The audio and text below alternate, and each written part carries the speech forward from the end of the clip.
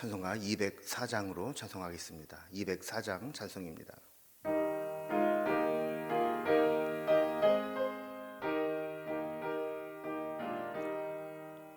주의 말씀 듣고서 준행하는 자는 반석 위에 터닫고 집을 지음 같아.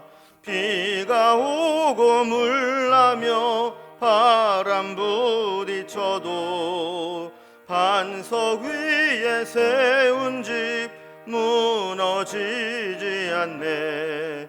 잘 짓고 잘 지세 우리 집 잘 지세. 만세 반석 위에다 우리 집 잘 지세. 주의 말씀 듣고도 행치 않는 자는 모래 위에 터닫고 집을 지음 같아. 비가 오고 물나며 바람 부딪힐 때 모래 위에 세운 집 크게 무너지네. 잘 짓고 잘 지세 우리 집 잘 지세. 만세 반석 위에다 우리 집 잘 지세.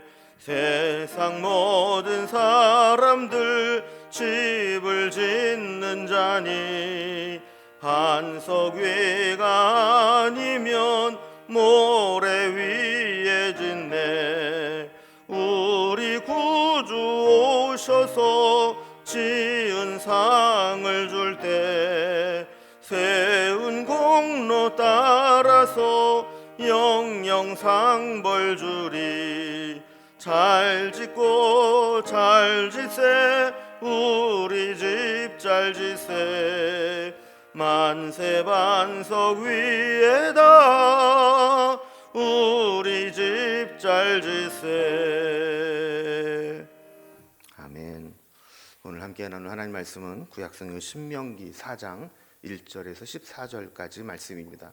신명기 4장 1절에서 14절까지 263회입니다. 말씀을 제가 봉독하겠습니다.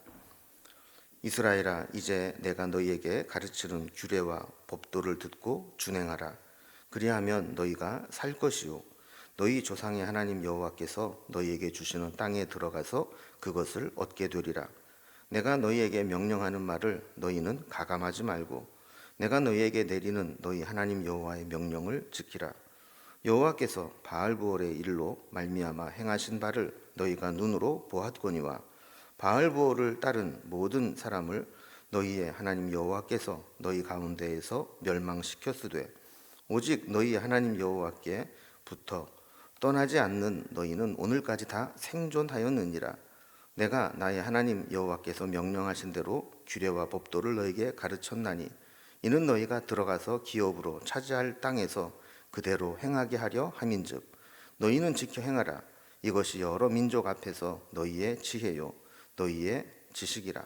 그들이 이 모든 규례를 듣고 이르기를 이 큰 나라 사람은 과연 지혜와 지식이 있는 백성이로다 하리라. 우리 하나님 여호와께서 우리가 그에게 기도할 때마다 우리에게 가까이 하심과 같이 그 신이 가까이 함을 얻은 큰 나라가 어디 있느냐. 오늘 내가 너희에게 선포하는 이 율법과 같이 그 규례와 법도가 공의로운 큰 나라가 어디 있느냐. 오직 너는 스스로 삼가며 내 마음을 힘써 지키라. 그리하여 네가 눈으로 본 그 일을 잊어버리지 말라. 네가 생존하는 날 동안에 그 일들이 내 마음에서 떠나지 않도록 조심하라. 너는 그 일들을 내 아들들과 내 손자들에게 알게 하라.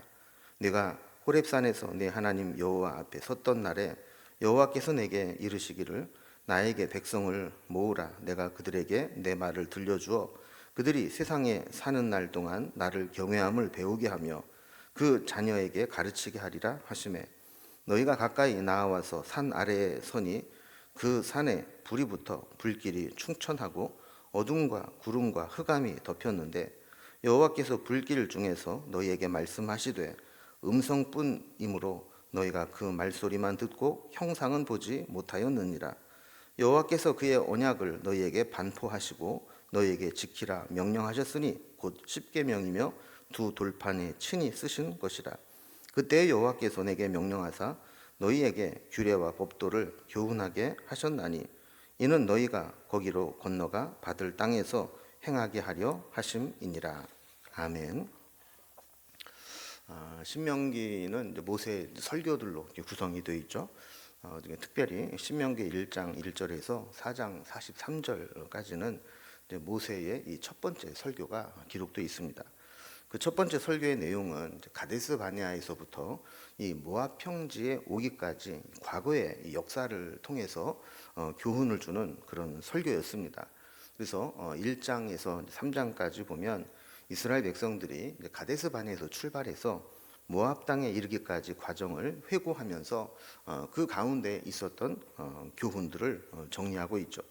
특히 가데스 바네에서 정탐꾼을 보내고 그로 인해서 불신앙적인 결정을 내리면서 이 가나안 땅으로 들어가라 하는 명령에 불순종했을 때 그들은 다시 홍해길로 되돌아 나와서 이 광야에서 연단과 훈련을 받게 되었다 하는 것을 보았습니다.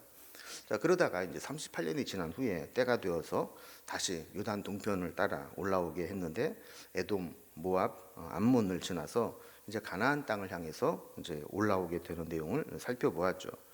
그리고 그 다음에 만나게 되는 이 아모리 족속인 헤스본과 바산 왕국을 정복하고 이 가나안 땅을 이제 코앞에 두게 되었습니다.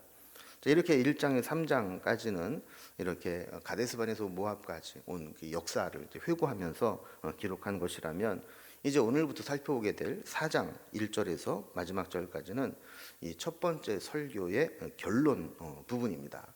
그래서 이 과거 역사로부터 얻을 수 있는 교훈을 이제 모인 자들에게 주신 말씀인데 이런 내용이죠. 이제 가나안 땅에 곧 들어가게 될 텐데 들어가게 되면 여호와의 율법을 순종해라 하는 것이 바로 역사를 통해서 주시는 교훈이라는 겁니다. 이제 오늘 본문의 내용을 단락별로 구분을 해보면 먼저 1절에서 4절까지는 율법을 듣고 준행하면 살 것이다 라는 이제 교훈을 주게 되고, 그리고 5절에서 8절까지는 율법 준수가 결국은 이스라엘을 위대한 민족으로 이루게 할 것이다 라는 것입니다. 그리고 9절에서 14절까지는 이제 호렙산에서 시내산에서 내린 계시를 소개하면서 그 말씀을 지킬 것을 이제 권면하는 것이죠. 이제 단락별로 살펴봅니다. 첫 번째 단락은 이제 율법을 듣고 준행하면 너희가 살 것이다라는 교훈입니다. 1절 말씀을 보면 이스라엘아 이제 내가 너희에게 가르치는 규례와 법도를 듣고 준행하라. 그리하면 너희가 살 것이요 너희 조상의 하나님 여호와께서 너희에게 주신 땅에 들어가서 그것을 얻게 되리라 그랬습니다. 어떻게 보면 이제 첫 번째 이 모세의 설교의 결론 부분이죠. 이 규례와 법도라고 하는 것은 하나님과의 관계에서 그리고 사람들과의 관계에서 어떻게 해야 되는가에 대한 하나님의 이제 구체적인 율법과 명령을 자세하게 말씀하는 겁니다. 지난 과거의 역사를 살펴보면서 특히 이제 가데스 바네아에서 이 불순종함으로 불순종한 사람들은 모두 광야에서 다 죽게 되고 또 하나님 주신 약속의 땅에 들어가지 못하게 되었습니다.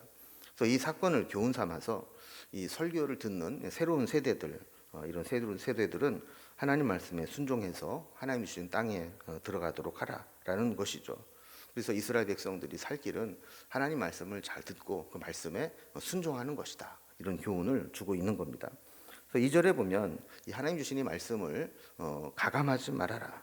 그리고 명령대로 그대로 지켜라 하는 말씀을 주십니다.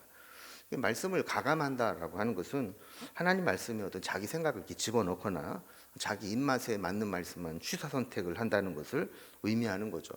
하나님 말씀은 완전합니다. 그래서 어떤 자신의 상황이나 처지에 따라서 어떤 부분은 삭제하거나 어떤 부분은 첨가해서 말씀의 의미를 희석시키거나 왜곡해서는 안 된다는 겁니다. 하나님의 말씀은 우리를 살리는 능력이 있지만 이 말씀을 희석시키거나 또 다른 것들을 첨가하게 되면 그 말씀의 능력이 그만큼 사라지게 되기 때문에 그렇습니다. 사실 말씀을 가감하는 것은 마귀의 전공입니다. 그래서 마귀가 아담과 하와를 시험할 때에도 말씀을 가감하면서 왜곡시켰고 예수님을 시험할 때에도 보면 이 말씀을 살짝 변형시켜서 말씀으로 시험하는 것을 보게 됩니다. 그렇다면 마귀가 우리를 시험할 때도 마찬가지죠. 하나님의 말씀인 것처럼 하면서 그 말씀을 변질시키고 또 왜곡해서 우리로 하여금 우리가 붙잡고 있는 말씀을 왜곡해서 받아들이게 만드는 것이 마귀의 특징입니다. 이제 3절 말씀을 보면 이제 하나님께서 이제 바알불에서 일어난 사건을 상기시킵니다. 그러니까 이 사건을 간단하게 소개를 하면 이스라엘 백성들이 이제 시딤이라는 곳을 진을 치고 있을 때 발람의 꾀로 바알의 신 부올에게 절하고 모압 여인에게 음행하게 함으로 하나님께 진노함을 받아서 그 연병으로 2만 4천 명이 죽었던 사건이 있습니다. 그 사건을 이제 상기시키는 것이죠. 자, 그러면서 이제 4절에는 하나님께부터 떠나지 않으며 우상과 음행에 물들지 않은 자들은 오늘까지 생존하였느니라 이렇게 확인을 해주는 겁니다. 여기서 보면 특별히 하나님을 믿었다 하지 않고 하나님께 붙어서 떠나지 않았다라고 표현한 것을 보게 됩니다. 이것은 어떤 모압의 여인이 유혹을 하거나 어떤 외부에 흔드는 유혹이 있다 할지라도 사생 결단을 하고 붙어 있는 것을 의미하는 겁니다. 때로는 마귀가 우리를 흔들고 아무리 상황이 흔들려도 우리가 다른 것은 다 포기할 수 있지만 하나님을 포기할 수 없다. 말씀을 포기할 수 없다. 이런 심정으로 하나님께 붙어 있는 자들은 살게 된다라는 겁니다. 하나님 말씀만 붙잡고 있으면 살아난다라는 이제 교훈을 하고 있는 거죠. 그러나 아무리 시시한 잘못이나 또 아주 작은 우상이라 할지라도 그 우상에게 마음을 빼앗겨서 그 우상을 섬기거나 음행을 하게 되면 그 순간 하나님의 은혜와 능력은 떠나가 버리고 하나님께 진노를 받게 되니까 어떤 경우에도 하나님 말씀을 붙잡고 하나님 말씀을 떠나지 말아라 이런 교훈을 주는 겁니다. 자, 그러면서 이제 두 번째 단락을 보면 저들이 그렇게 목숨 걸고 지키는 율법 준수, 하나님 말씀을 잘 지키는 것이 결국 그들로 하여금 위대한 민족을 이루게 할 것이다라는 겁니다. 5절 말씀을 보면 신명기의 설교를 하는 그 목적이 나옵니다. 그러니까 모세가 가나안 입성을 앞두고 이렇게 설교하는 이유는 이스라엘 백성들이 가나안 땅에 들어가게 될 때 이 말씀대로 이 규례대로 살면서 거룩한 삶을 살도록 하기 위함입니다. 그러니까 반대로 말하면 하나님이 주신 기업, 하나님이 약속하신 것을 받아 누리려면 하나님 말씀에 순종하는 거룩한 백성이 되어야 한다라는 것입니다. 하나님 입장에서는 이스라엘 백성들이 가나안 땅에 들어가느냐 안 들어가느냐 이게 중요한 게 아닙니다. 약속의 땅에 들어가서도 여전히 하나님의 약속하신 복을 누리며 사는 것이 중요한데 그 비결은 말씀을 지키는 거라는 거죠. 그래서 6절 말씀에 보면 하나님의 규례와 법도를 지켜 행하는 것이 여러 민족 앞에서 너희의 지혜요 지식이 될 것이다 이렇게 말씀합니다. 비슷한 말씀이 있죠. 잠언 1장 7절에 보면 여호와를 경외하는 것이 지식의 근본이오늘 이런 이제 말씀이 있습니다. 세상 사람들은 잔머리를 잘 굴리는 것이 지식이고 지혜라고 생각합니다. 그래서 믿음의 사람도 이 세상 살아가는 방식대로 잔머리를 굴리고 살고 싶은 유혹을 받을 때가 있습니다. 그러나 우리가 분명히 알아야 될 것은 하나님 말씀대로 사는 것이 여러 민족 앞에서 지혜와 지식이 된다는 것입니다. 더 나아가서 다른 민족들이 인정하는 백성들이 되게 할 것이다라는 약속이 되는 것이죠.